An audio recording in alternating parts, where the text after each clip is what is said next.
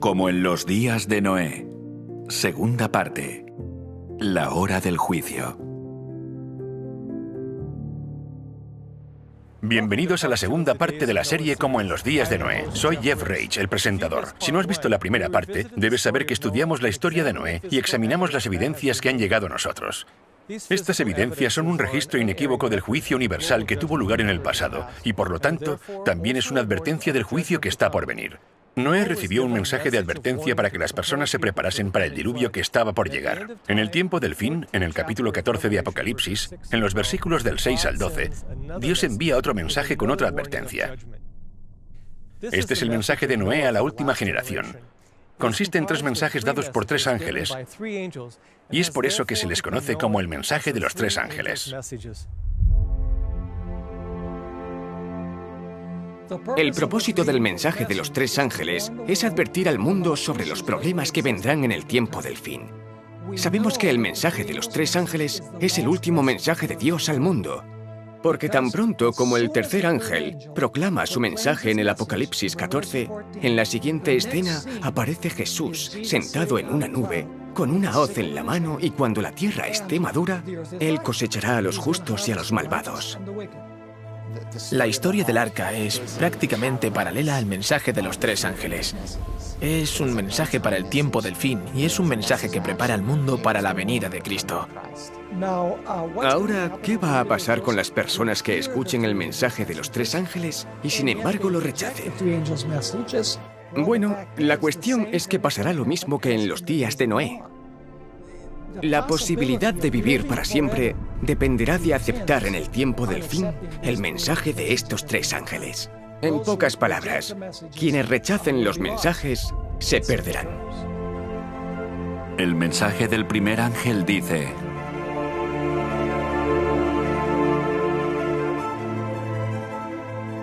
vi volar por en medio del cielo a otro ángel, que tenía el Evangelio eterno para predicarlo a los moradores de la tierra, a toda nación, tribu, lengua y pueblo, diciendo a gran voz: temed a Dios y dadle gloria, porque la hora de su juicio ha llegado, y adorad a aquel que hizo el cielo y la tierra, el mar y las fuentes de las aguas. La hora de su juicio ha llegado. Este es el mensaje del ángel. La hora de su juicio ha llegado. Y sabemos que este juicio tiene lugar antes de la segunda venida, porque una vez más, cuando lees el contexto del capítulo 14 de Apocalipsis, la hora de su juicio ha llegado. Está en el versículo 7, y al final de este capítulo se encuentra la cosecha y la venida del Hijo del Hombre. Así que la hora de su juicio es antes de que Jesús regrese. El juicio es lo que determina quiénes estarán listos para cuando Jesús regrese y quiénes no. Jesús se refirió al período de tiempo anterior al diluvio como los días de Noé, porque Noé predicaba un mensaje de advertencia sobre el juicio venidero. Aquellos días fueron un momento de juicio, porque era la última oportunidad para que la gente aceptara o rechazara el mensaje de advertencia antes del juicio al mundo mediante un diluvio. El mensaje de advertencia se da para preparar al mundo para el juicio. Y al final de los tiempos, el primer mensaje de los 3 ángeles proclama que la hora de su juicio ha llegado. Así como el mensaje de Noé fue la última advertencia antes del juicio al mundo mediante un diluvio, al final de los tiempos, el mensaje de los 3 ángeles dará un último mensaje de advertencia antes del juicio al mundo mediante el fuego. De hecho, vayamos en este momento al tiempo del fin. Estoy caminando a lo largo de una larga línea de tiempo que abarca la longitud de todo un campo de fútbol. La Biblia nos da la genealogía detallada desde los descendientes de Noé hasta la época de Cristo. Es por eso que sabemos que la inundación ocurrió hace 4.315 años, alrededor del año 2298 a.C. Noé comenzó a dar su mensaje de advertencia al mundo 120 años antes, alrededor del año 2418 a.C. Esto significa que en nuestra línea del tiempo, el juicio ocupa exactamente 3 metros. Aquí es donde Cristo fue crucificado.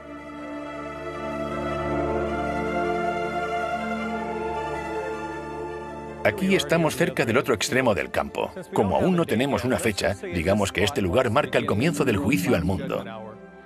Este es el momento del que habla el mensaje del primer ángel cuando anuncia que la hora de su juicio ha llegado. Al igual que el mensaje de Noé debía advertir al mundo de la inundación venidera, en nuestro tiempo el mensaje de los tres ángeles comenzó proclamando el último mensaje de advertencia con el fin de preparar a los moradores de la tierra para el cumplimiento del juicio definitivo por fuego. Así que esta fecha marca el comienzo de los días de Noé en el tiempo del fin. Para entender cuándo serían proclamados estos mensajes, necesitamos estudiar la profecía del Antiguo Testamento. Para ello necesitamos volver al año 1816. En ese año, un hombre llamado Guillermo Miller comenzó a estudiar una profecía en el libro de Daniel y, para su sorpresa, esta revelaba el año exacto del comienzo del juicio al mundo.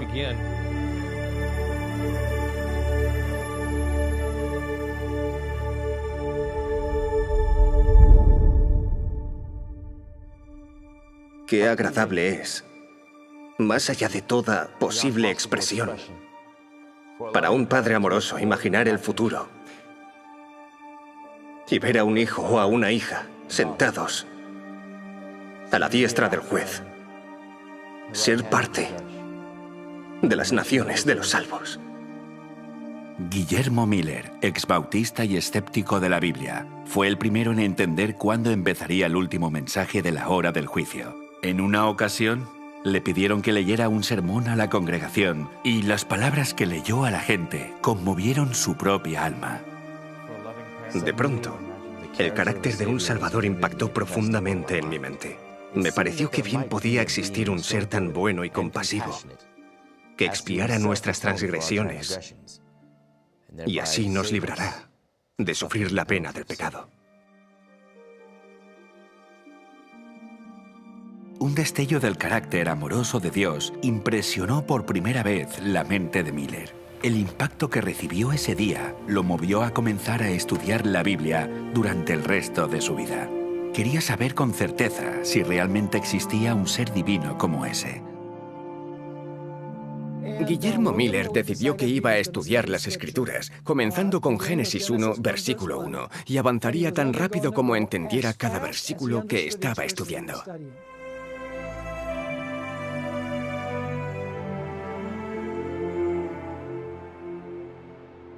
Estudió sistemáticamente la Biblia día y noche con tan solo una concordancia. Quería saber por sí mismo lo que enseña la Biblia sin dejarse influenciar por los demás. Finalmente, encontró una profecía en el libro de Daniel que habla de la purificación del santuario. Un estudio diligente de esta profecía lo llevaría a descubrir el año exacto en el que comenzaría el juicio. Entonces me dediqué a la oración y a la lectura de la palabra. Decidí dejar a un lado todos mis prejuicios, comparar en profundidad pasaje con pasaje y proseguir su estudio de forma regular y metódica.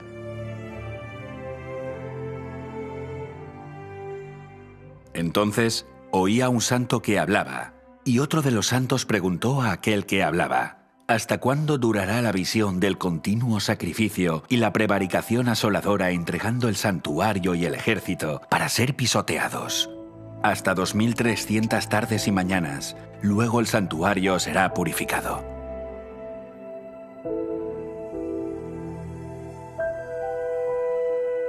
Miller no lo sabía en ese momento, pero esta profecía acerca de la purificación del santuario revelaría el año exacto en el que comenzaría el juicio final. Para entender el evento que tendrá lugar al final de los 2300 días que aparece en Daniel 8:14, necesitamos estudiar el santuario y comprender en qué consiste la purificación del santuario. El santuario era una estructura con forma de tienda que fue dada por Dios a Moisés. Aquí es donde los israelitas debían llevar sus animales como sacrificio para que sus pecados fueran perdonados. La pena de violar los 10 mandamientos es la muerte, pero se proporcionaba el perdón mediante un sustituto. Para ello, el pecador debía colocar su mano sobre la cabeza del animal y confesar sus pecados. A través de esta confesión, los pecados cometidos eran transferidos simbólicamente al animal inocente. El animal moría en lugar del pecador, y la sangre del animal, que representaba sus pecados, era llevada por el sumo sacerdote al santuario y rociada delante del velo. A través de este proceso, los pecados cometidos por el transgresor eran transferidos al santuario, donde se acumulaban a lo largo de todo el año. La idea era que cuando cometías un pecado, lo transferías al santuario y te deshacías de él. Todos estos servicios conducían al día de la expiación. Y el día de la expiación era una ceremonia anual, se hacía al final de año, y era cuando se borraban todos los pecados que habían sido transferidos a través de todas esas ofrendas. Esos pecados eran llevados por el sumo sacerdote fuera del santuario. En otras palabras, en el día de expiación el santuario quedaba limpio de los pecados cometidos por el pueblo de Dios. Se limpiaba toda la sangre que había allí y era la oportunidad para comenzar de nuevo. Porque es día de expiación, para reconciliaros delante de Jehová vuestro Dios. Porque toda persona que no se afligiere en este mismo día será cortada de su pueblo.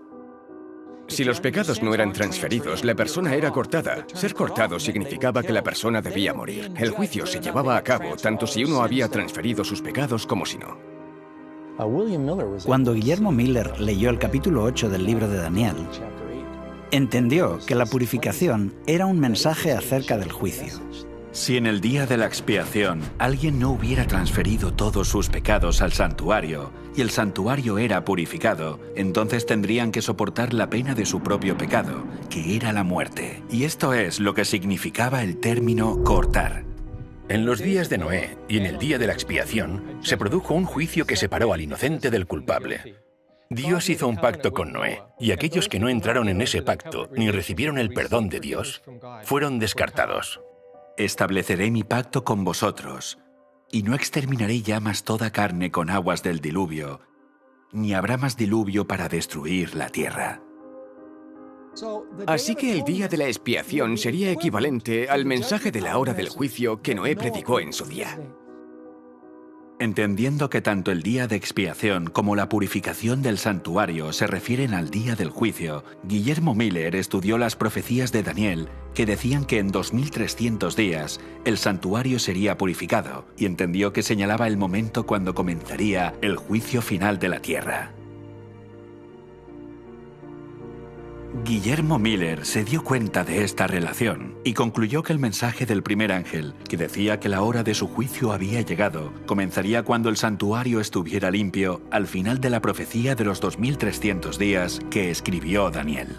Los 2300 días. 2300 días.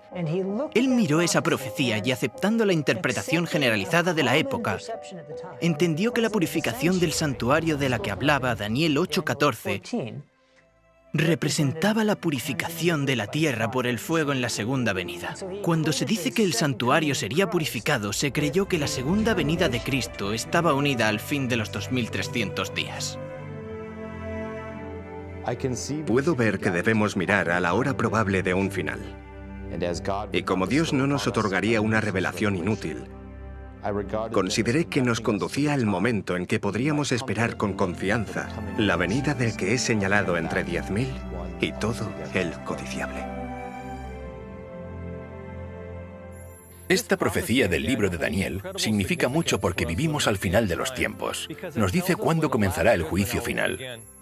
Cuando Guillermo Miller trató de calcular esta profecía, no sabía lo que estaba a punto de descubrir. Otros lo habían intentado antes, pero hasta ese momento la fecha para esta profecía había sido un misterio. Nadie sabía cuándo terminarían los 2300 días porque nadie sabía cuándo habían empezado.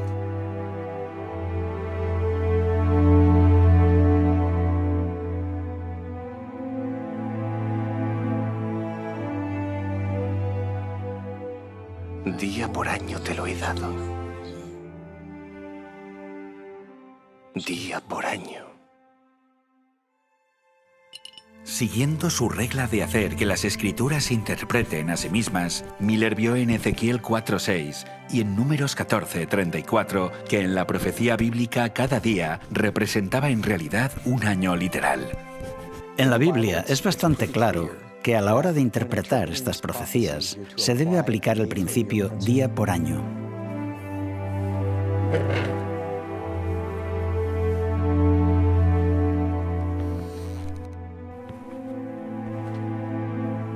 Entendiendo que la profecía de los 2300 días corresponde a un período de 2300 años literales, sabía que, independientemente de cuándo comenzara, se extendería mucho más allá de la época de Cristo y el santuario judío, que fue destruido en el 70 después de Cristo. Por este motivo, quedó impresionado con la importancia de esta profecía y anhelaba conocer su significado. Sabía cuánto duraría la profecía, pero no sabía su comienzo.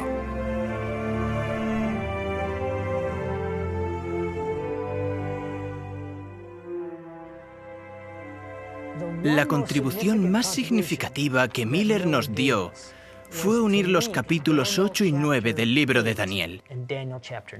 La ventaja es que Daniel capítulo 9 nos da el punto de partida. El ángel le dice a Daniel que le va a dar el punto de partida, no solo de la profecía de los 2300 días que encontramos en Daniel 8:14, sino el de una nueva profecía que dice cuándo vendrá el Mesías. Entiende pues la orden y entiende la visión, que desde la salida de la orden para restaurar y edificar a Jerusalén hasta el Mesías príncipe habrá 7 semanas y 72 semanas. Serían 7 semanas más 62 semanas, que dan un total de 69 semanas hasta el Mesías príncipe. En esta profecía se dice cuál es el evento que marca el inicio del tiempo a calcular, desde la orden para restaurar y edificar Jerusalén.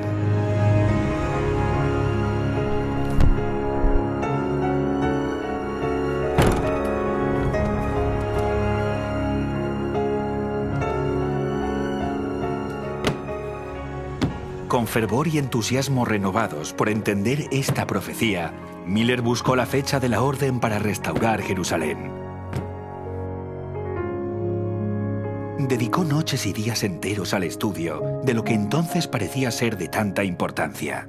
El estudio dio sus frutos y encontró la orden para restaurar Jerusalén en el 7º capítulo de Esdras. Por mí es dada la orden que todo aquel en mi reino, del pueblo de Israel y de sus sacerdotes y levitas, que quiera ir contigo a Jerusalén, vaya. Fue dado por el rey Artajerjes I, y Esdras registra que fue en el 7º año del rey Artajerjes. Dios es tan bueno que cuando da una profecía importante en la Biblia, en la misma profecía nos da siempre alguna evidencia para que no haya dudas acerca de la fecha. De la misma forma, en el libro de Esdras nos dice en el mismo libro que el decreto es el punto de partida. Guillermo encontró que el reinado del rey Artajerjes I comenzó en el año 464 a.C. El 7º año de su reinado fue en el 457 a.C. Con esta fecha como punto de referencia, pudo calcular la profecía hasta el Mesías príncipe. El período de 69 semanas, 7 días por semana, da un total de 483 días, lo que corresponde a 483 años literales, sin contar el año cero, que no computa. Miller finalmente descubrió que la profecía se extendía 483 años en el futuro, desde el 457 a.C. hasta el Mesías príncipe, que era el año 27 después de Cristo. En otoño de ese año, Jesús fue ungido en el momento de su bautismo, cumpliendo la profecía que decía que ese año el Santo de los Santos sería ungido, y comenzó así su ministerio. El apóstol Pedro testifica que Dios ungió a Jesús de Nazaret con el Espíritu Santo y con poder. Una de las fechas más fácilmente corroboradas, gracias al capítulo 3 del Evangelio de Lucas, es la fecha del bautismo de Cristo. Él es quien da más información sobre los que están gobernando. Y los historiadores saben que solo puede ser un año. Lucas dice que era el año 15º del reinado de Tiberio César y dice quién era el sumo sacerdote, el gobernador y otros funcionarios. Solo hay un año donde todos ellos coinciden y es el 27 después de Cristo. Con su bautismo comienza la última semana profética del último período de 7 años literales, marcado por el ungimiento del Mesías. Era la semana número 70. La profecía predijo que confirmaría el pacto con muchos durante una semana, y a mitad de la semana cesarían los sacrificios y las ofrendas. En la cruz, ese sistema de sacrificios y ofrendas que duró 14 siglos señaló al Cordero de Dios, cesó y el Mesías fue muerto.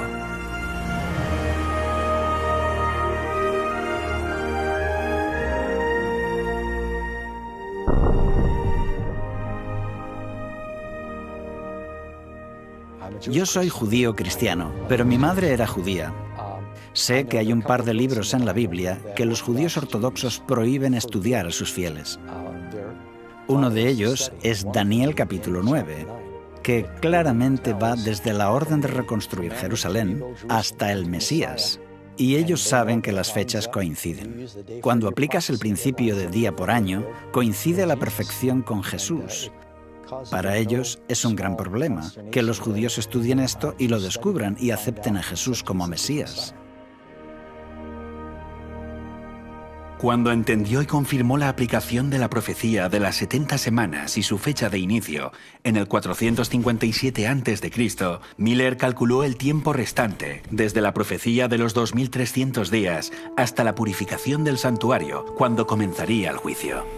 Y conforme seguimos la línea de tiempo de la profecía desde sus comienzos y avanzamos en el tiempo con la profecía de los 2300 días, encontramos que se llega al año 1844.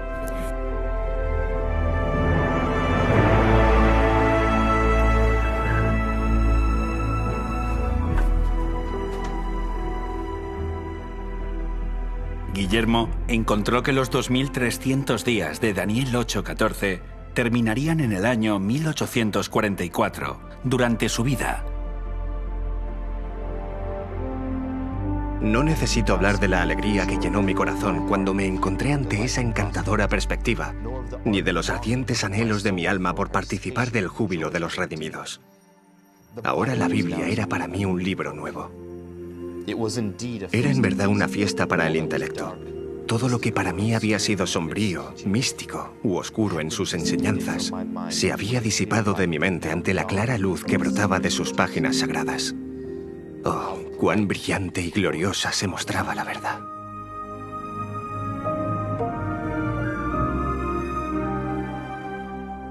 A pesar de sus conclusiones, Miller dudó en presentarlas por temor a equivocarse y confundir a otros. Continuó estudiando durante 5 años más y quedó convencido de la precisión de su posición. Con este pensamiento, su alma se conmovió con solemnidad y entusiasmo, al igual que las decenas de miles de personas que lo escucharían predicar en los años sucesivos y se bautizarían. Conocemos la historia de Guillermo Miller, pero él no fue el único, y América del Norte no fue el único lugar.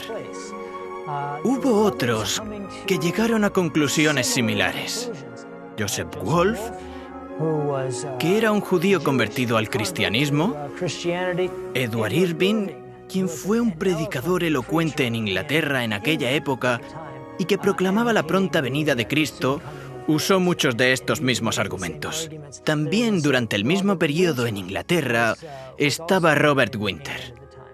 Manuel de Lacunza fue un sacerdote jesuita, pero escribió por entonces un libro acerca de la segunda venida de Cristo, donde decía que sucedería en aquella época utilizando los mismos razonamientos. Johann Bengel, en Alemania, era un pastor luterano. Tuvo ideas similares y predicó este mensaje por toda Alemania. En Nueva Inglaterra había teólogos de todas las denominaciones posibles que estaban trabajando con Miller en la proclamación de este mensaje. Había niños sin educación, no podían leer, no podían escribir. Pero no solo estaban hablando en nombre de Cristo y de la verdad bíblica o la verdad presente, sino que también cantaban himnos que ni siquiera conocían. En Suecia, donde las leyes prohibían la enseñanza de cualquier idea contraria a la Iglesia oficial, Dios habló de forma milagrosa a través de niños pequeños de 5 años. En el verano de 1843, una joven que nunca había aprendido a leer ni a cantar, se levantó para cantar perfectamente un himno luterano. Después, con gran poder proclamó: «La hora de su juicio ha llegado». Así que hubo un despertar, no solo en el este de los Estados Unidos, sino también en muchos otros lugares del mundo, que demostró a Miller que estaba yendo por el buen camino, porque esta profecía se estaba cumpliendo. Se anunciaba que el juicio de Dios había llegado. Las profecías de Daniel encajan perfectamente. comenzando con el decreto Artajerjes en el año 457 a.C. Estas profecías apuntaban al bautismo de Jesús en el 27 después de Cristo y su muerte en la cruz a mitad de la semana 70. Los cálculos encajan a la perfección con la primera venida de Jesús, y por lo tanto le dio una validez indiscutible a la fecha de 1844 como el año en el que comenzaba el juicio. Pero Jesús no regresó en 1844 como se había creído. Entonces, ¿qué salió mal? Los estudiosos de la Biblia analizaron con más detalle y cuidado la profecía, considerando que las cosas no habían salido según lo esperado. Por primera vez vieron con claridad que esta profecía hablaba del santuario. Estaban esperando la purificación de la tierra, pero resultó que habían estado equivocados en sus conclusiones. Si el santuario iba a ser purificado al final de los 2300 días, la pregunta era, ¿qué santuario? Existe el peligro de malinterpretar la profecía bíblica porque si la profecía no se cumple de la forma que la gente espera, se enfrentan a una gran decepción. Y esa decepción será proporcional a la magnitud de sus expectativas, y eso puede hacer que muchas personas pierdan su fe. Al siguiente día, Hiram Edson y Owen Crozier caminaban por un campo de maíz para evitar las burlas de la gente. Ambos eran firmes defensores de las conclusiones de Guillermo Miller y el mensaje adventista. Cuando Jesús no regresó según lo esperado, sus mentes lucharon por comprender qué es lo que había salido mal. Iban de camino a visitar a otros hermanos que también estaban muy tristes con el hecho de que Cristo no hubiera venido. Esperaban que viniera en 1844 y no vino.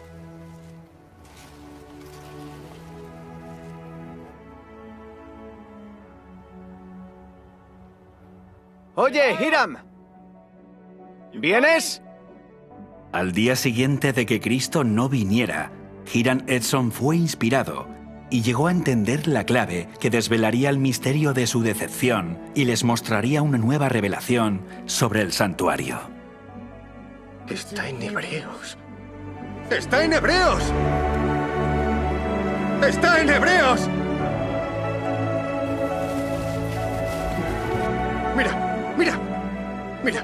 Mira. Capítulo 8, versículo 1. Tenemos tal sumo sacerdote, el cual se sentó a la diestra del trono de la majestad en los cielos, ministro del santuario y de aquel verdadero tabernáculo que levantó el Señor, y no el hombre. ¿Lo ves? El santuario está en el cielo. Se emocionaron y dijeron, no nos equivocamos en la fecha, nos equivocamos en el evento. La purificación del santuario no es en la tierra, sino en el santuario celestial. La palabra santuario nunca se usa para referirse a la tierra. Pero les confundió la forma con la que comúnmente se entendía. Entonces, ¿qué santuario es el que hay que purificar? Eso hizo que su atención se centrara en los libros de Hebreos y Apocalipsis, donde se habla del santuario celestial. De hecho, la Biblia es muy clara, y hay un santuario celestial, y ellos no se dieron cuenta de eso. En realidad, el santuario era un modelo a escala de lo que Dios mostró a Moisés en el monte. En otras palabras, es una miniatura del verdadero santuario en el cielo. Todo lo que se hacía en el santuario terrenal apuntaba a todo aquello que tendría lugar en el santuario celestial. Pero estando ya presente Cristo, sumo sacerdote de los bienes venideros, por el más amplio y más perfecto tabernáculo, no hecho de manos, es decir, no de esta creación, y no por sangre de machos cabríos ni de becerros, sino por su propia sangre, entró una vez para siempre en el lugar santísimo, habiendo obtenido eterna rendición. Después de la resurrección, Jesús ascendió al cielo, al lugar santo, que es la primera habitación del santuario celestial. Igual que los sacerdotes del Antiguo Testamento entraban en el lugar santo todos los días para interceder por los pecados de Israel, Jesús entró en el lugar santo del santuario celestial para interceder por los que creen en él. Pero en la segunda parte, solo el sumo sacerdote una vez al año. En el día de la expiación, cuando el santuario era purificado, el sumo sacerdote entraba al lugar santísimo para realizar la obra de juicio. Cumpliendo la profecía de Daniel después de 2300 años, Jesús, nuestro sumo sacerdote, se trasladó al lugar santísimo para limpiar el santuario en el cielo de los pecados de la humanidad. Y esa es la obra que Jesús está haciendo ahora en el santuario celestial, la obra del juicio. Jesús se traslada al lugar santísimo en 1844. Eso significa que desde el año 1844 hasta hoy, seguimos en ese periodo de tiempo del juicio. Estamos viviendo en el último día de la expiación, cuando se purificará el santuario. Lo que deberíamos estar haciendo es simpatizar con la obra del sumo sacerdote en el santuario celestial mientras él realiza el juicio. Jesús es nuestro sumo sacerdote en el santuario celestial, porque no tenemos un sumo sacerdote que no pueda compadecerse de nuestras debilidades. En estas palabras, vemos a Jesús sentir las enfermedades de toda la raza humana, la pérdida de un ser querido, la desesperación de la soledad, el miedo, el sufrimiento de los discapacitados y la aflicción de los enfermos. Todo lo siente nuestro sumo sacerdote en el cielo.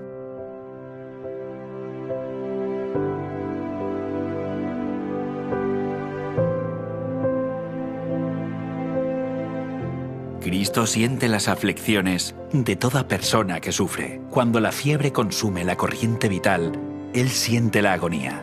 Jesús simpatiza con el sufrimiento de la humanidad y durante el tiempo del juicio debemos simpatizar con Él en su esfuerzo por limpiar el pecado y aliviar el sufrimiento de la familia humana.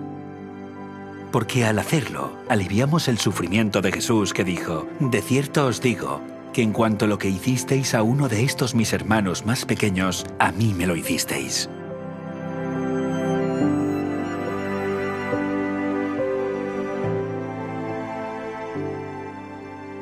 Demasiado a menudo pensamos en el juicio como algo negativo y no como la reivindicación de los inocentes o el fin del sufrimiento en este mundo. E incluso en nuestra propia incredulidad podríamos temer quedarnos fuera del arca. Pero vamos a aprender qué es el arca exactamente para aquellos que viven al final de los tiempos y cómo podemos entrar en ella.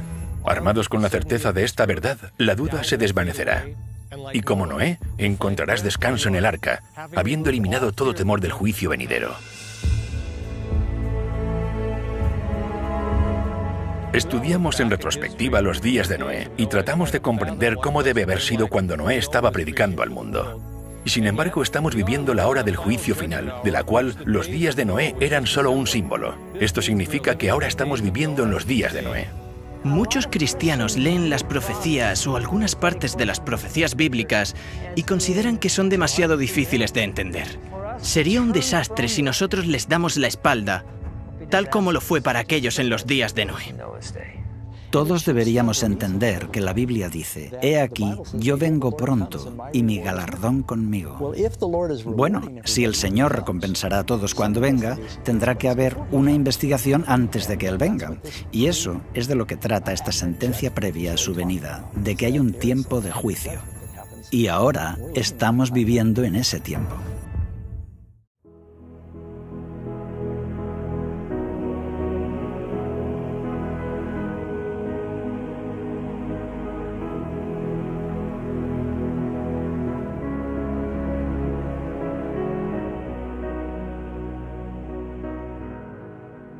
Noé dio un mensaje específico para que la gente se preparara para el diluvio, y el ángel que anuncia que ha llegado la hora de su juicio también tiene un mensaje específico para nuestro tiempo. Ambos mensajes están pensados para preparar a la humanidad para el juicio, y nos llama a entrar en el refugio del arca. Vamos a entender qué es para nosotros hoy este refugio del arca, examinando detalladamente el mensaje de Noé. En el libro de Segunda de Pedro, se nos dice que fue pregonero de justicia. A través de diferentes medios y diferentes métodos, él predicaba la justicia. En el capítulo 1 de Romanos, Pablo dice que en el Evangelio la justicia de Dios se revela. ¿Pero a qué se refiere al decir que la justicia de Dios se revela? En el versículo anterior nos dice qué es el Evangelio de Cristo. La Biblia nos dice que Noé fue un predicador de justicia y que el Evangelio revela la justicia de Dios, lo que significa que Noé estaba predicando con el Evangelio. También significa que al final de los tiempos, cuando el primer ángel proclama el Evangelio eterno, este ángel repite el mensaje que Noé le dio al mundo antes del diluvio. Puesto que ahora estamos viviendo en la hora del juicio, el Evangelio debe ser proclamado nuevamente al mundo para que todos tomen una decisión. Es tiempo de que el juicio comience por la casa de Dios. Y si primero comienza por nosotros, ¿Cuál será el fin de aquellos que no obedecen al Evangelio de Dios? Pedro nos dice que el juicio vendrá sobre los creyentes y los no creyentes por igual, y que nuestra aceptación o rechazo del Evangelio determinará nuestro destino cuando el juicio finalmente se ejecute. El apóstol Pablo responde a su propia pregunta acerca de lo que sucederá a quienes rechacen el Evangelio. Cuando se manifieste el Señor Jesús desde el cielo con los ángeles de su poder en llama de fuego para dar retribución a los que no conocieron a Dios ni obedecen al Evangelio de nuestro Señor Jesucristo. En otras palabras, cuando se predica el Evangelio divide a los seres humanos en dos grupos, aquellos que lo aceptan y los que lo rechazan. Así que el mensaje de Noé fue un mensaje de juicio, porque cuando terminó de predicar su mensaje, ¿cuántos grupos había? Cuando terminó de predicar había dos grupos, los que estaban dentro y los que estaban fuera. Cuando se proclame el mensaje del juicio final, el mundo se dividirá en dos grupos. Así que la advertencia se repite otra vez para nosotros a día de hoy. El mensaje del Evangelio en los días de Noé era una llamada a entrar en el arca. Buscando la definición de la palabra arca, encontramos que también significa refugio. Así que el principio que está detrás del Evangelio predicado por Noé era una invitación a entrar en un lugar de refugio. ¿Cuál es el lugar de refugio para el pueblo de Dios hoy? Si buscamos la palabra arca en el diccionario de Oxford, se define como un barco o un santuario. Curiosamente, la palabra santuario también se define como lugar de refugio. Así que arca y santuario tienen el mismo objetivo. Es importante que entendamos esto porque Dios le dio al hombre un santuario para que fuera un lugar de refugio. No endurezcáis pues ahora vuestra cerviz como vuestros padres. Someteos a Jehová y venid a su santuario, el cual Él ha santificado para siempre. Y servid a Jehová como vuestro Dios, y el ardor de su ira se apartará de vosotros. El Evangelio eterno proclamado por el primer ángel es como el Evangelio que predicó Noé. Fue una llamada a entrar en el lugar de refugio. Cada componente del santuario nos enseña algo sobre el Evangelio eterno. Y estudiando esta antigua estructura, descubriremos cómo proporcionará un lugar de refugio en el día del juicio y cómo, al igual que el mensaje dado por Noé, el santuario nos señala el arca para el pueblo de Dios durante el tiempo del fin. Y el mensaje tiene el Evangelio eterno. Me gusta porque algunas personas piensan que el Evangelio no existió hasta Jesús. Pero en realidad, el Evangelio comenzó en el jardín del Edén, con la caída. El Evangelio siempre ha sido sobre la fe en el sacrificio del Cordero. Y todo el mensaje del Evangelio eterno y el juicio final y la elección final está relacionado con el mensaje del santuario. En el Antiguo Testamento, el Cordero era sacrificado a la entrada del santuario. Este sacrificio apuntaba al sacrificio que Jesús haría en la cruz. Y es por eso que Jesús es llamado el Cordero de Dios. Por lo tanto, el Evangelio no fue proclamado por primera vez por Jesús cuando vino a la tierra. Fue revelado siglos antes a través del servicio del santuario y sus símbolos.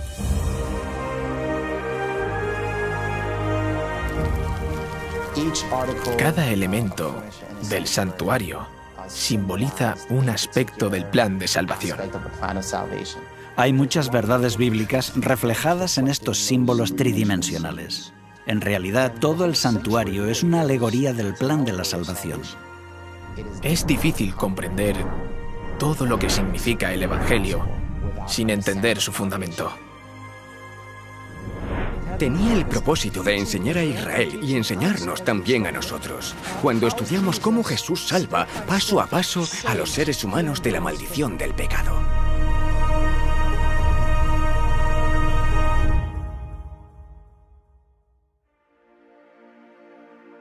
Tu camino, oh Señor, está en el santuario, y ahí es donde estaba el Cordero que fue sacrificado. Atraviesas la cortina de colores de la puerta y allí estaba el altar de los sacrificios, que representa la cruz. El altar del sacrificio es donde se sacrificaban animales a diario. El pueblo de Israel debía entender que esto señalaba al Mesías venidero, quien moriría por los pecados del mundo. Y rodeando esta pieza, allí en el patio se encuentra la siguiente pieza, es la fuente. Tenía agua y los sacerdotes se lavaban allí. Y eso representa el bautismo. Pero cuando entras en la siguiente parte del santuario, que sería el lugar santo, encontramos allí 3 muebles. El pan de la proposición representa la palabra de Dios. No solo de pan vivirá el hombre, sino de toda palabra de Dios.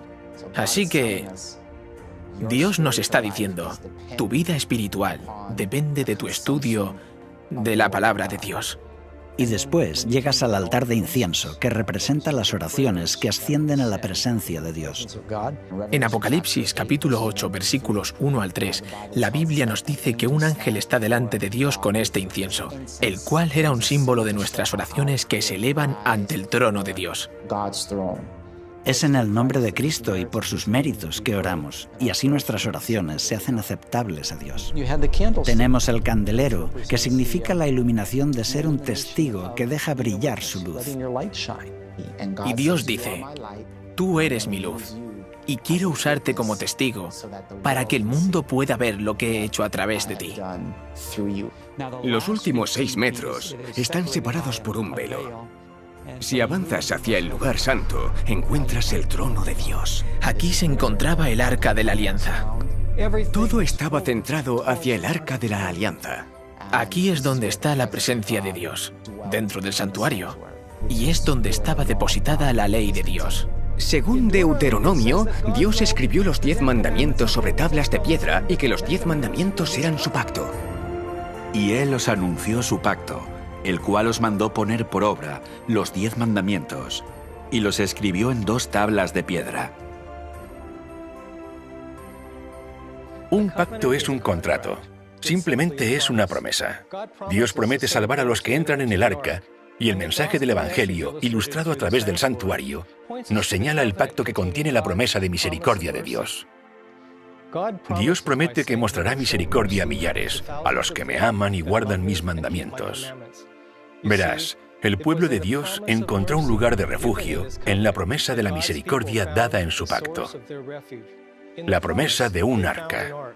Recordad que vimos que la palabra arca se define como lugar de refugio, así que cuando pienses en el arca de la alianza, piensa en ella como el refugio del pacto. Aceptar el pacto brinda seguridad. Hay una historia interesante en el Antiguo Testamento que ilustra esto. Es acerca de un rey llamado Ezequías. Él reconoció el pacto de Dios como un lugar de refugio cuando le dijo estas palabras a los sacerdotes de Israel. Ahora pues, yo he determinado hacer pacto con Jehová, el Dios de Israel, para que aparte de nosotros el ardor de su ira. Al exhortar a que la gente aceptara el pacto, el rey estaba predicando el Evangelio. Y antes del diluvio, cuando Noé predicaba el Evangelio, también estaba llamando a la gente a entrar en el refugio del pacto con Dios. Y lo vemos en Génesis capítulo 6. Mas estableceré mi pacto contigo, y entrarás en el arca. En este versículo, Dios revela que Noé, al entrar en el arca, estaba al mismo tiempo aceptando el pacto. La entrada de Noé en el arca es el símbolo de aceptar el pacto de la gracia. No creo que podamos separar el arca del pacto. Creo que los dos están unidos a la perfección. Porque el vehículo para el pacto es el arca. Así que el pacto y el arca en sí mismos, la promesa y el arca, dependen el uno del otro en este caso particular. Muchos han escuchado la historia de Noé entrando al arca, pero ¿cuántos han entendido esto como un símbolo de la aceptación del pacto de Dios por parte de Noé y de su familia? Con esto en mente podemos ver que el arca de Noé era, en cierto sentido, el primer arca del pacto.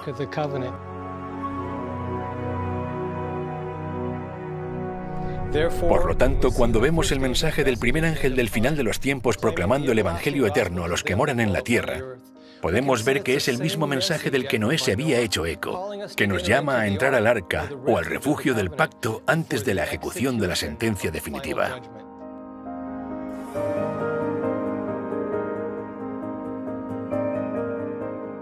Porque vino a juzgar la tierra, juzgará al mundo con justicia. Cuando entendemos que justicia significa hacer lo correcto, se vuelve muy claro. ¿Y quién nos dice lo que es correcto? La santa ley de Dios. Hablará mi lengua tus dichos, porque todos tus mandamientos son justicia. En otras palabras, la justicia está en armonía con la santa ley de Dios. Entonces, cuando Noé era un pregonero de justicia, Él predicaba la voluntad de Dios, que se encontraba reflejada en los mandamientos de la ley de Dios. Lo cierto es que esa ley es la ley del amor. Pablo nos dice que la ley es santa, justa y buena. Todos estos son atributos del carácter de Dios. La Biblia nos dice que Dios es bueno, y la Biblia nos dice que su ley es buena. Dios es justo, su ley es justa. Dios es santo, su ley es santa. Dios es eterno, su ley es eterna. Casi todas las características que puedes encontrar acerca de Dios y de su carácter son las mismas características de su ley. Y amar a los demás es la forma de cumplir la ley. Podríamos resumirlo como generosidad versus egoísmo, o amor versus egocentrismo, o algo por el estilo. Quedó demostrado que el argumento de Lucifer era el amor a sí mismo. Se trataba solo acerca de mí, yo y yo. La Biblia registra que los pensamientos del corazón eran de continuo solamente el mal. Predominaba el principio del interés propio y la autodefensa. Y así es como la gente vive hoy. Y es el primero en entrar. ¡Dios mío, Dios mío! ¿Quién puede conseguir más? ¿Quién puede hacer más? ¿Quién puede tener más? Sea lo que sea, todo se trata de mí. De mí. ¿Qué gano yo con esto? Eso es lo que le importa a la gente. El cristianismo, por otra parte, el cristianismo verdadero, trata de ver cómo puedo servir y ser una bendición para otros. Sobrellevad los unos las cargas de los otros, y cumplid así la ley de Cristo. Así que cuando rechazamos la ley de Dios, estamos viviendo vidas perversas, egoístas. No importa lo que digamos, el egoísmo es pecado. El pecado es quebrantar la ley, y siempre conduce a la muerte. Y entonces, la ley no existe solo porque Dios pensó que sería algo divertido de hacer. La ley existe porque es el único medio para preservar las cosas buenas que nos da. El propósito de los 10 mandamientos es asegurar el altruismo en la tierra. Vemos que el egoísmo del hombre ha hecho que a través de muy diferentes medios, nuestro mundo haya ido por un camino insostenible de dolor y sufrimiento, revelando así que nuestro egoísmo, en última instancia, terminará en la autodestrucción.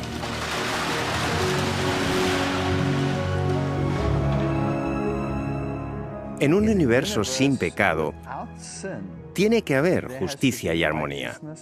Y cuando llegas a comprender esto, eres capaz de enamorarte de ese mundo. Porque imagina cómo sería un planeta donde las personas se cuiden unas a otras más de lo que se cuidan a sí mismas. El egoísmo, que es la base de toda miseria humana, sería algo del pasado. La obediencia a la ley de Dios estaba pensada para protegernos de todo esto. Al contemplar la perfección del altruismo de los 10 mandamientos, vemos nuestra verdadera condición. Y si entendemos el pecado, entenderemos nuestra necesidad de la misericordia de Dios. Y este es el propósito del mensaje del Evangelio: señalarnos que la ley de Dios no está para castigarnos, sino mostrarnos nuestra necesidad de entrar en el refugio de su misericordia. Dios eligió a Noé porque entendía que el ser humano dependía de Dios y la necesidad de incorporar la justicia de Dios en la vida humana. Por eso difundió el mensaje y advirtió a la humanidad que debía tomar una decisión.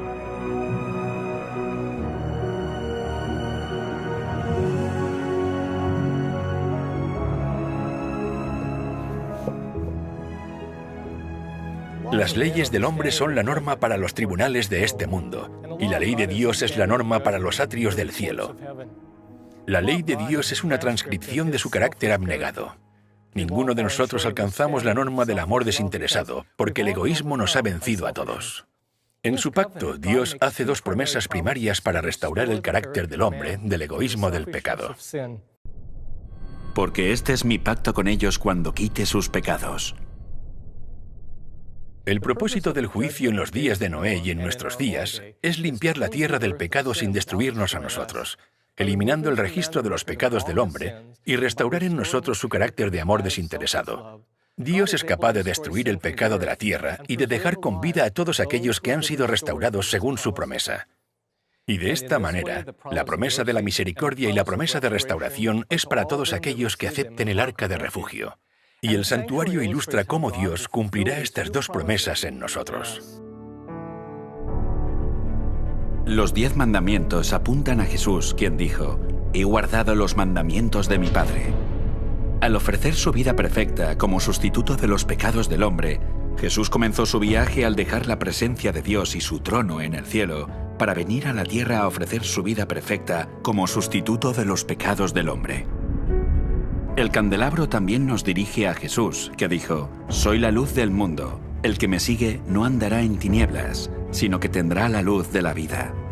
También el altar del incienso señala a Jesús, quien se convirtió en nuestro intercesor en la oración. Él dijo: «Yo soy el camino, la verdad y la vida. Nadie viene al Padre sino por mí».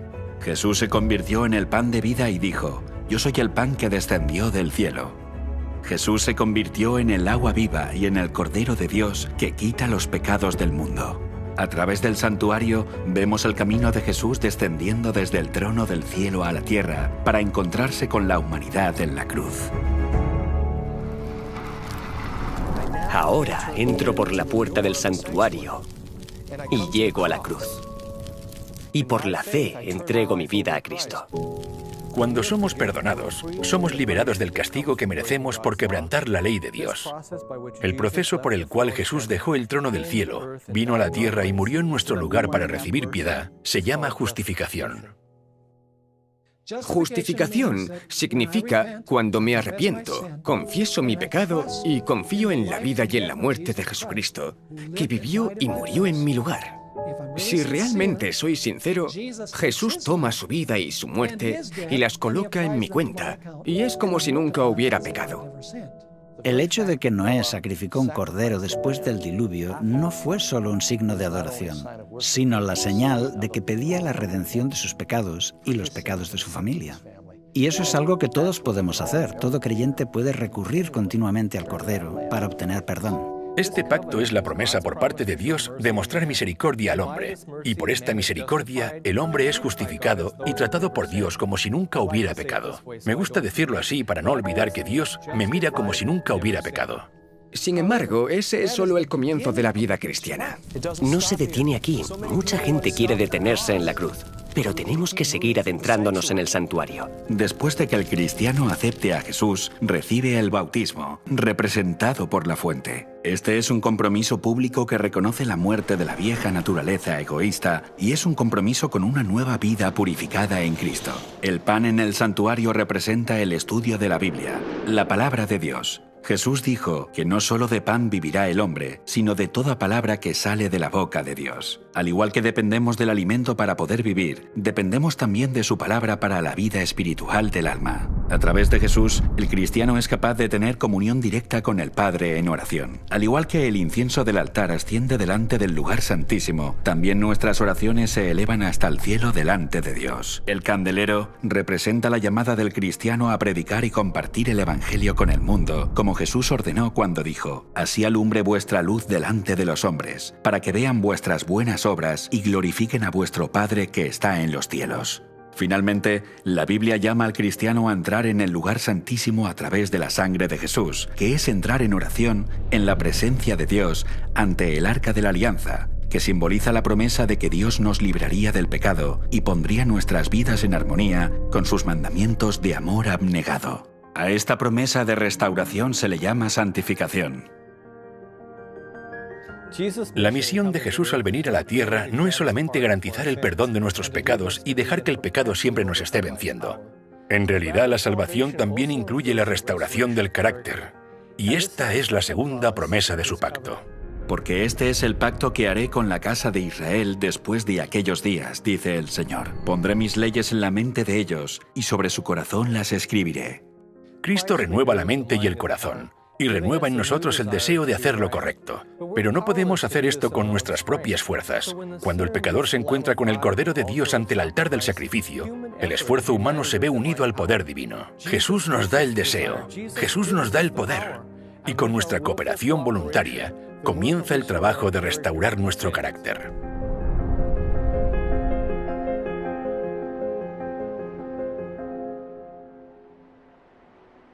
Se necesita un cambio de paradigma para trabajar en armonía con Dios. Y no hay una varita mágica. Es un proceso. Se llama santificación.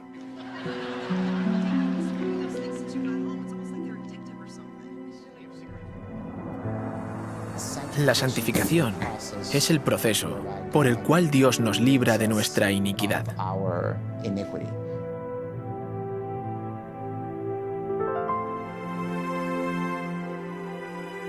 O nos da la victoria, o no.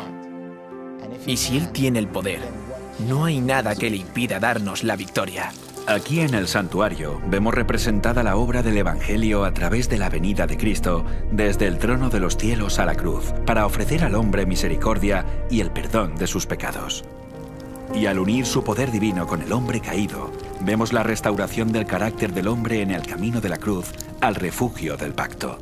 Estas son las dos promesas que muestran cómo Dios cumple su pacto para salvar al hombre del pecado.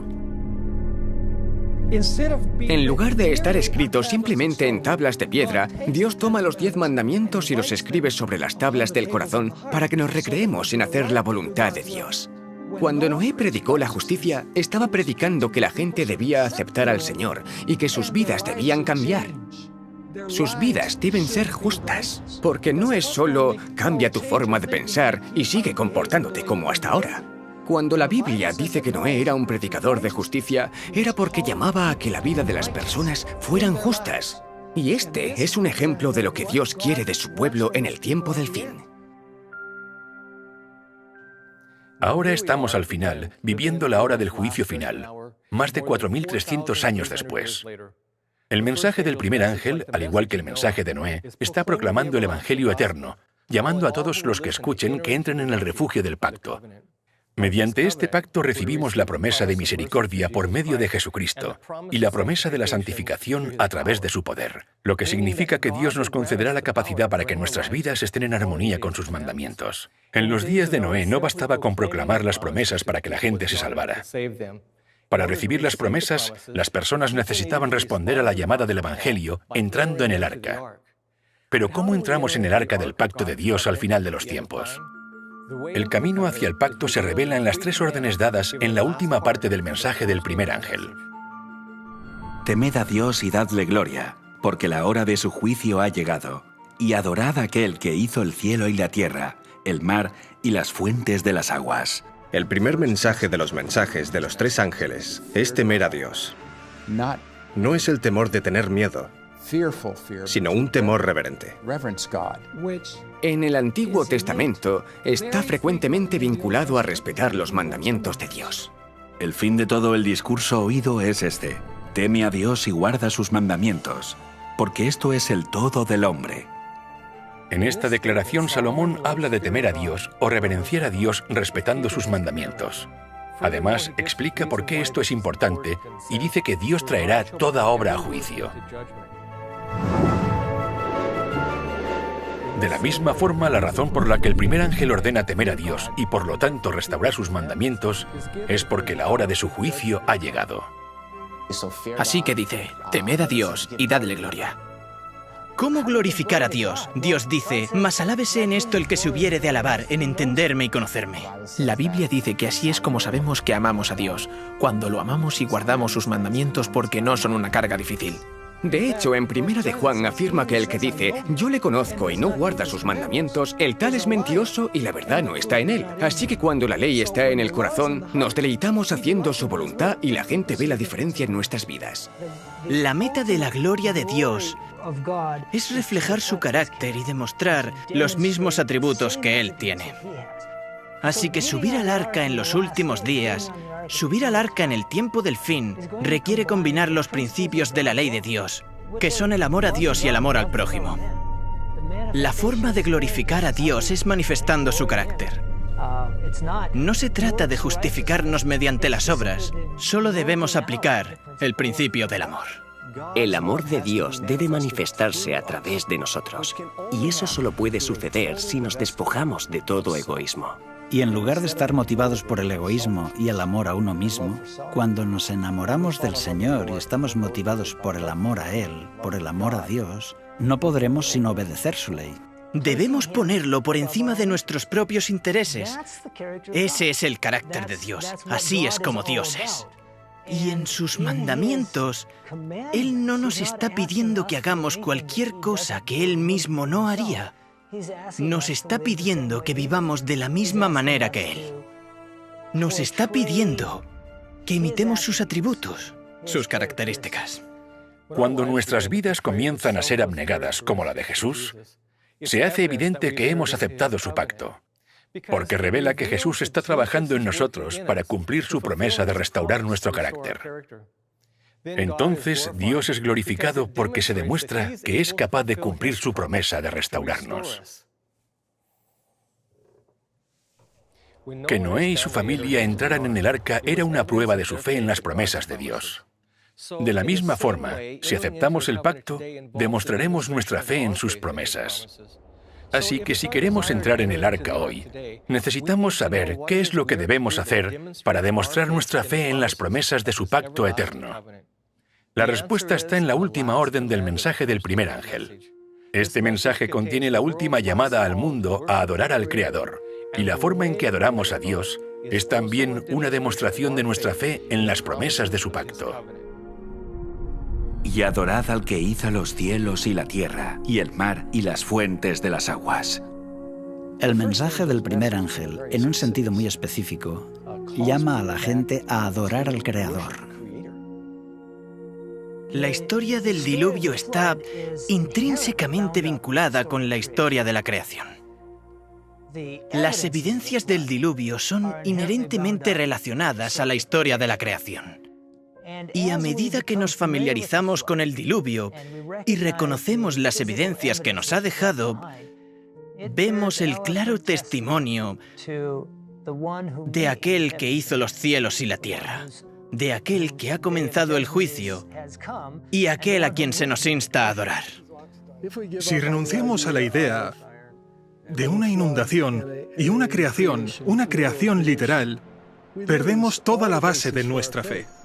No podemos tener una base para la adoración porque la base de nuestra adoración es la creación de Dios. Dios terminó su proceso de creación. Dios concluyó su obra en 6 días. Pero Él no se detuvo allí. Dios apartó el 7º día. Dios lo santificó. Ninguno de los otros días de la creación fueron apartados ni santificados. ¿Por qué? Dios lo apartó como conmemoración de su creación. Y bendijo Dios al 7º día y lo santificó, porque en él reposó de toda la obra que había hecho en la creación. Si yo creo que Dios creó aquello, ¿por qué no debería honrarlo en el día que Él apartó? Y ese día era un tiempo sagrado para adorarlo. Y no puedes hablar de adoración sin hablar del Creador. Adoramos a Dios porque es nuestro Creador. Y la pregunta es, ¿qué señal nos dio Dios de que Él es el Creador?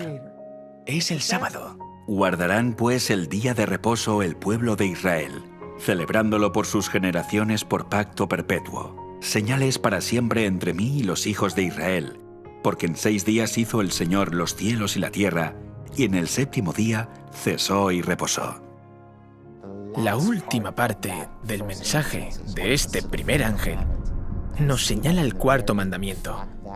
Vemos que es casi una cita directa del 4º mandamiento. Y adorad a aquel que hizo el cielo y la tierra, el mar y las fuentes de las aguas. No es casualidad que el mensaje del primer ángel apunte a la primera tabla del Decálogo, la adoración al Dios verdadero.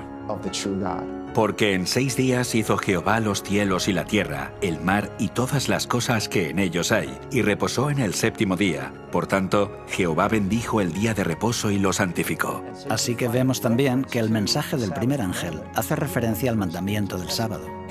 Cada semana que guardamos el sábado, estamos anunciando al mundo que Dios es nuestro Creador y nuestro Redentor, que servimos al verdadero Dios. Así que adoramos a Dios porque Él es el creador y la señal del creador es el sábado. Así que la adoración, la creación y el sábado, todos ellos están relacionados.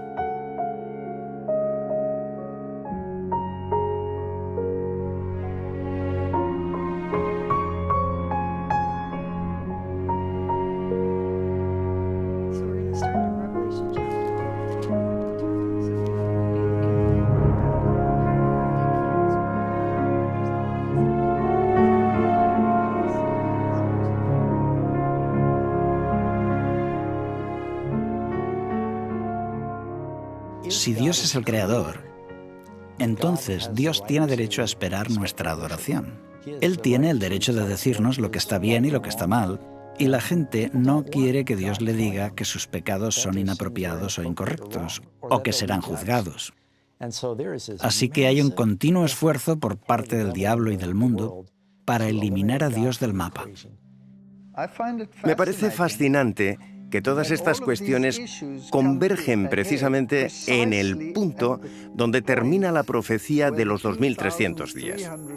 Y esa fecha es el año 1844. ¿Qué tiene de significativo el año 1844? Estaban sucediendo una serie de cosas muy importantes en el mundo. Están chocando dos cosmovisiones diferentes al mismo tiempo.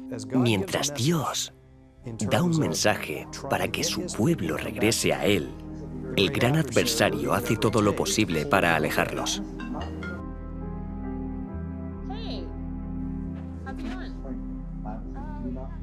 Y por eso no tengo dudas de que Satanás sabía que iba a haber un movimiento que surgiría al final de la profecía de los 2300 días que atraería la atención de las personas al Creador, al sábado, a la purificación del santuario, etc. Así que mientras la gente se preparaba para el inminente retorno de Jesucristo, hubo otras fuerzas en conflicto con este mensaje en particular. Y por eso creo que la era de la Ilustración fue el intento de Satanás para frenar eso e intentar evitar que ocurriera lo que decía la profecía. Indicaba que sucedería a principios del siglo XIX. El mensaje del primer ángel es un llamado enérgico a adorar al que hizo los cielos y la tierra, a reconocer que la hora del juicio de Dios se aproxima. La ciencia se alejaba de estas cosas. Se produjo un llamado mucho más formal y completo a abandonar el cristianismo con la introducción del concepto de evolución. El darwinismo se desarrolla en 1844 porque es cuando Darwin escribe su primer libro, El origen de las especies, y lo envía a diferentes colegas para debatir sobre él. No querían abordar ni aceptar el tema de la creación. Muchas personas desean con todas sus fuerzas evitar la hora del juicio. El darwinismo elimina el miedo a un juicio porque habla de un proceso que hace que surja una idea contraria a la creencia que la humanidad llegará a su fin con un gran juicio final. El ecumenismo se desarrolla en 1844. Las formas de comunicarse. El código Morse, la primera información que viaja a través de las líneas y las ondas aéreas del mundo, ocurre también en 1844. El comunismo surge en 1844. El espiritismo nace en 1844. El espiritismo también es parte de esto. Dice, mira, tomaremos la parte evolutiva, pero también tenemos otras cosas. Podemos hablar con los espíritus y ellos nos guiarán. Así que tenemos todas estas ideas contrapuestas. Tenemos estas dos versiones al mismo tiempo, ambas desarrollándose en torno al 1844. Un mensaje apunta al Creador. El otro mensaje, por otro lado, señala al adversario. Una idea, digamos, basada en el catastrofismo. La creación. La otra, basada en el uniformismo. Y todas estas cosas estaban convergiendo. Era el nacimiento de una nueva era. El mensaje de los tres ángeles es un llamado a reconocer a Dios Y la humanidad dice, no necesito a Dios. Y si entendemos que en realidad Él no creó el mundo y que todo sucedió por accidente, entonces nos convertimos en el árbitro definitivo. Nos convertimos en Dios. El sábado y la Biblia refutan constantemente esa enseñanza. Y es por eso que está siendo atacada. Nos muestran que Dios creó al mundo y que debemos adorarlo. El mensaje del primer ángel dice, su juicio se aproxima. Deberíamos glorificarle en nuestra vida y debemos reconocerlo específicamente como el Creador. Es un mensaje de gran importancia en el siglo XIX, en el momento en que surgió. Al recordar que el sábado es una conmemoración de la creación, el mensaje del primer ángel muestra que confesamos que Dios es el Creador. Pero el sábado significa mucho más que esto. El sábado identifica al autor del pacto. Y si creemos que Dios santificó el séptimo día, entonces el sábado se convierte en una señal de la capacidad de Dios para santificarnos. La llamada de Noé a encontrar refugio en el pacto de Dios comenzó a predicarse de nuevo en 1844, y en ese mismo año el relato del Génesis, la creación, fue atacado. Al proponer una historia falsa de nuestros orígenes, Satanás socavó la autoridad de Dios a través del día de reposo, el cual había sido dado para ser una señal de nuestra confianza en las promesas de su pacto. El sábado es algo que Dios santificó, y si Dios puede santificar un día, si puede santificar el tiempo, entonces tiene el poder de santificar y necesita santificarnos. Es por eso que le dijo al pueblo de Dios, tanto en Éxodo como Ezequiel, que el sábado es la señal de que Él es quien nos santifica. Yo soy Jehová que os santifico. Tú hablarás a los hijos de Israel diciendo, en verdad vosotros guardaréis mis días de reposo, porque es señal entre mí y vosotros por vuestras generaciones, para que sepáis que yo soy Jehová que os santifico. Así recordamos que Dios tiene el poder de crear, de recrearnos, y tiene el poder de santificar y santificarnos para hacernos santos. Debemos ser transformados en la imagen de Cristo, lo que nos remite de nuevo al sábado por el hecho de que vamos a ser recreados. Respetar el sábado no me hace santo. El sábado es una señal externa de una experiencia interna del reposo con Cristo. Así que conmemorar el sábado es una recreación del alma humana a la imagen de Cristo.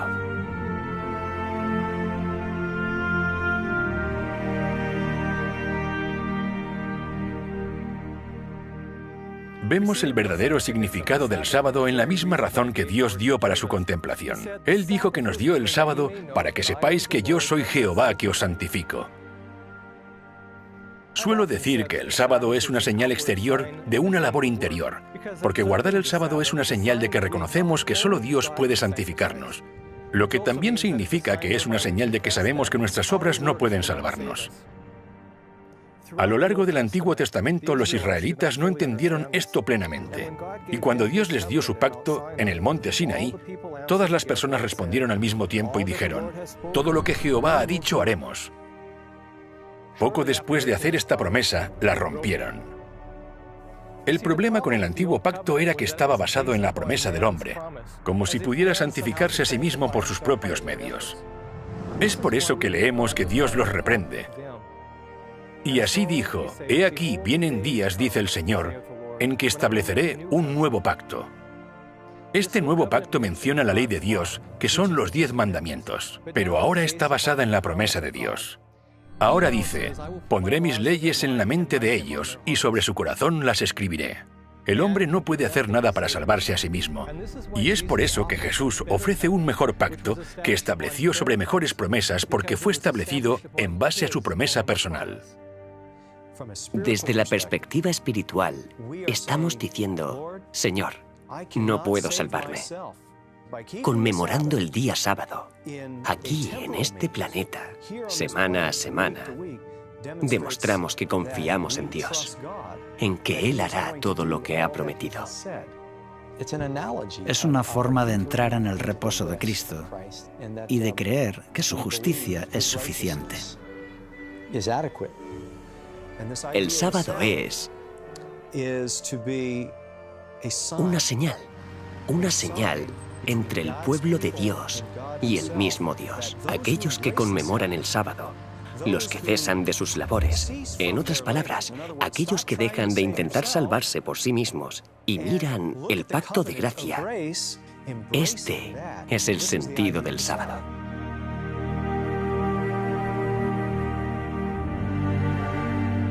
El pacto eterno tiene dos señales o símbolos, y uno de ellos es el sábado.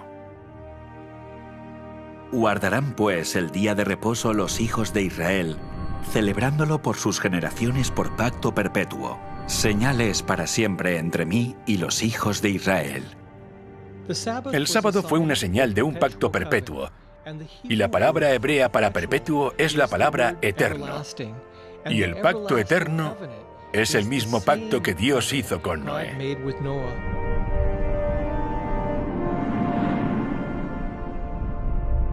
Estará el arco en las nubes, y lo veré, y me acordaré del pacto perpetuo entre Dios y todo ser viviente con toda carne que hay sobre la tierra. Dijo pues Dios a Noé: Esta es la señal del pacto que he establecido entre mí y toda carne que esté sobre la tierra.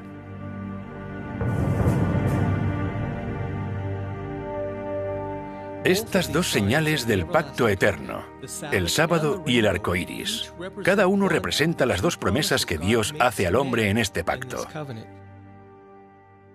Se nos dio el arco iris como una señal del pacto eterno, y más específicamente, representaba la promesa de misericordia del pacto eterno. Esto se aclara más adelante en el libro de Isaías, donde Dios dice: Cuando juré que nunca más las aguas de Noé pasarían sobre la tierra, así he jurado que no me enojaré contra ti, ni te reñiré. Y la promesa dada a Noé concluye diciendo: No se apartará de ti mi misericordia, ni el pacto de mi paz se quebrantará, dijo Jehová, el que tiene misericordia de ti. En el arco iris de la promesa podemos contemplar el emblema de la misericordia y el perdón que Dios nos ha prometido mediante el pacto eterno. El arco iris representa la promesa de misericordia de Dios, y el sábado es una señal de la santificación prometida por Dios. Vemos que Dios hizo que el sábado fuera una señal de nuestra santificación en Ezequiel, capítulo 20. Y les di también mis sábados, para que fuesen por señal entre mí y ellos, para que supiesen que yo soy Jehová que los santifico. Vemos que Noé recibió tanto la promesa de misericordia como la de la santificación. Esperando con fe a la promesa de la misericordia que llegaría a través del Mesías, Noé halló gracia ante los ojos de Jehová. En el siguiente versículo leemos que Noé era varón justo, era perfecto en sus generaciones. Con Dios caminó Noé. Conforme Noé caminaba con Dios, se parecía más a Dios y fue santificado según la promesa del pacto eterno. Os haga aptos en toda obra buena, para que hagáis su voluntad. Fue perdonado y santificado. La vida de Noé fue santificada y devuelta a la obediencia a Dios, lo cual se aclara al final del capítulo, donde leemos: Así lo hizo Noé conforme a todo lo que Dios le mandó. Y como resultado de esto, en el siguiente versículo leemos: Dijo luego Jehová a Noé: Entra tú y toda tu casa en el arca, porque a ti he visto justo delante de mí en esta generación. Tanto la promesa de misericordia como la de santificación son una garantía para nosotros, al igual que para Noé a través de la sangre de Jesús. El medio por el cual Dios cumplió esta promesa fue nuestro Señor Jesús, el gran pastor de las ovejas por la sangre del pacto eterno. La vida y el sacrificio de Jesús son una garantía para todas las generaciones de la promesa de la misericordia, y es por esto que se llama el pacto eterno. Así que, la próxima vez que veas un arco iris, recuerda que es la señal que Dios le dio a Noé como señal de su misericordia. También es un signo de su promesa de mostrarte misericordia, y esta promesa fue pagada en su totalidad por la sangre de Jesús.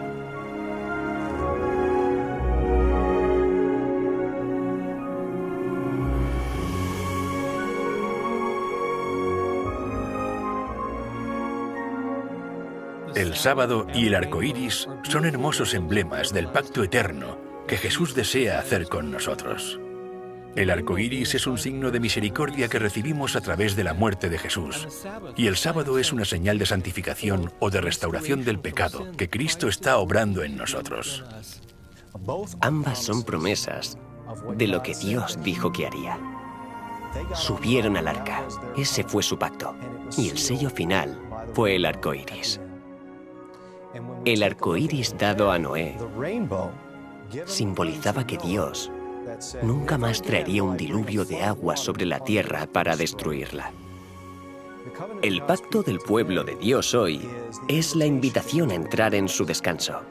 El sábado es una señal de ese pacto.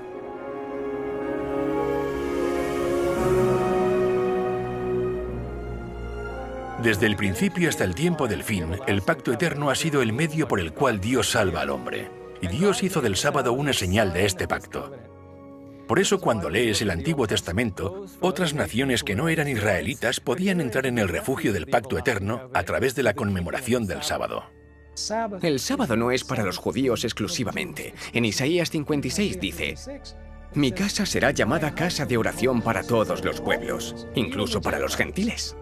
Refiriéndose a los gentiles, Isaías escribe: «Y a los hijos de los extranjeros que sigan a Jehová para servirle, y que amen el nombre de Jehová para ser sus siervos, a todos los que guarden el sábado para no profanarlo, y abracen mi pacto, yo los llevaré a mi santo monte, y los recrearé en mi casa de oración». Según este versículo, los gentiles podrían formar parte del pacto si guardaban el sábado. Incluso en el periodo del Antiguo Testamento, el sábado no era exclusivamente para los judíos, era una señal del pacto para judíos, gentiles, eunucos, todo aquel que quisiera entrar en una relación de pacto con el Señor. De la misma forma que se hizo con Israel, tenemos que entender que Israel, en el Nuevo Pacto o en el Nuevo Testamento, simboliza a todos los que vienen a Cristo. Y así es ahora, que todos los que lo deseen puedan entrar en el arca del pacto eterno a través de la observancia del sábado, una señal de nuestra fe y descanso en las promesas de Dios.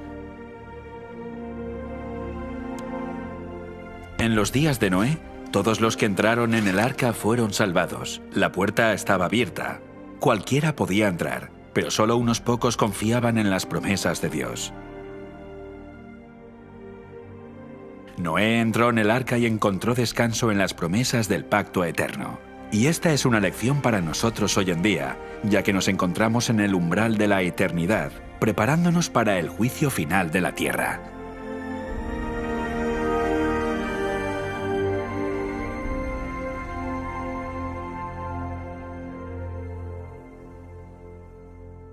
¿Te has preguntado alguna vez qué habrías hecho tú si hubieras escuchado la predicación en los días de Noé? Bueno, piensa en esto. Ahora mismo estás exactamente en la misma situación. Más de 4.300 años después de la inundación, el mensaje del primer ángel una vez más proclama el Evangelio eterno predicado por Noé a toda nación, familia, lengua y pueblo. El santuario nos mostró que ahora mismo, aunque la hora de su juicio ha llegado, Jesús todavía está en el lugar santísimo del santuario celestial, intercediendo por el hombre por el perdón de sus pecados. Esta es nuestra última oportunidad para confesar nuestros pecados sobre el Cordero de Dios, para recibir su misericordia. Esta es también nuestra última oportunidad para caminar con Jesús a través de su santuario y entrar en el refugio del pacto eterno. El nombre Noé significa literalmente descanso. Y cuando Noé levantó su mano apuntando al arca, señalaba el único lugar donde la gente podía encontrar descanso durante el juicio. Y ese lugar de descanso estaba en las promesas del pacto eterno, confirmado por la sangre de Jesús. Así que hoy el mensaje del primer ángel señala igualmente nuestra atención al sábado, ordenándonos que adoremos al que hizo los cielos, la tierra y el mar. Porque recordando el día de reposo y santificándolo, es como nosotros también podemos entrar en el arca del pacto eterno para encontrar descanso en las promesas de Dios.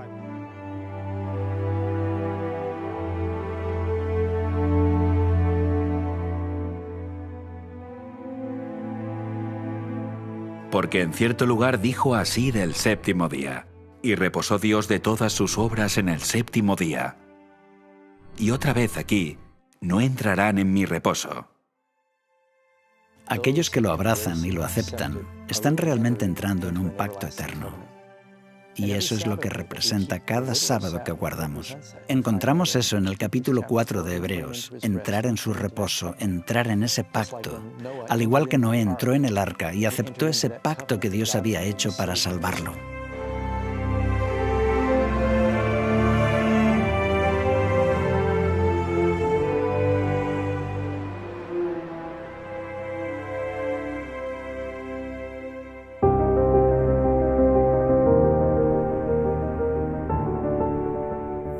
Mientras Noé estaba invitando a la gente a entrar en el refugio del arca y recibir así el pacto eterno de Dios, había muchas excusas para pensar que no necesitaban hacerlo. Estoy seguro que algunos dijeron que Dios no iba a juzgar a la gente. Dios es un Dios de amor, Él no destruirá el mundo. O cosas como, todas las cosas siguen igual que al principio, así que no hay razón para creer que Dios destruirá el mundo con un diluvio. Cualquiera que sea la razón que le impidió a la gente entrar en el arca, puede repetirse hoy. Muchas ideas diferentes evitarán que la gran mayoría de la gente entren en el arca del pacto eterno. Sin embargo, muchas personas todavía están buscando a Dios con todos sus corazones. Pero para estas personas, Satanás ha preparado otro engaño, un pacto falso. En la Biblia, Dios nos advierte que el mundo entero abrazará este pacto falso. E incluso ahora, los verdaderos creyentes del gran cuerpo de Cristo han depositado su fe en esas promesas vacías. Para aquellos que realmente desean saber la verdad, Dios no permitirá que Satanás los engañe acerca de este asunto.